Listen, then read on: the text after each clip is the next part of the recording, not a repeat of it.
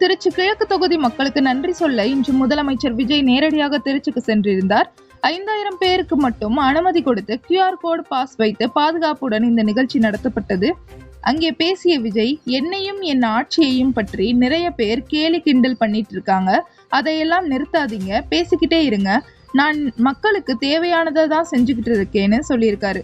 அதுக்கப்புறம் தன்னோட coat suit உடை பற்றி விமர்சனங்களுக்கும் பதில் கொடுத்திருக்காரு. நாங்கெல்லாம் கோட் சூட் போடக்கூடாதா? அதிகாரத்துல இருக்கிறவங்களும் ஆதிக்க சக்திகளும் மட்டும்தான் கோட் சூட் போடணுமா என்று கூறியுள்ளார். மேலும், நான் கலரா ட்ரெஸ் போடல, பிளாக் அண்ட் ஒயிட், நம்ம மனசு மாதிரி நேர்மையா இருக்கிறத காட்ட தான் அந்த கலர் போட்டிருக்கேன். அந்த கருப்பு எதை குறிக்குதுன்னு நான் சொல்ல தேவையில்ல, உங்களுக்கே தெரியும்னு சொல்லியிருக்காரு. தான் நீண்ட நேரம் பேசுற ஆள் இல்ல, ஒவ்வொரு சந்திப்பிலும் 20 நிமிடத்திற்குள்ளேயே பேசி முடிச்சிருவேன் என்று கூறிய விஜய் தொடர்ந்து திமுக, அதிமுக கட்சிகளை விமர்சித்து தனது அரசின் மாற்ற திட்டங்களை பற்றியும் பேசியுள்ளார்.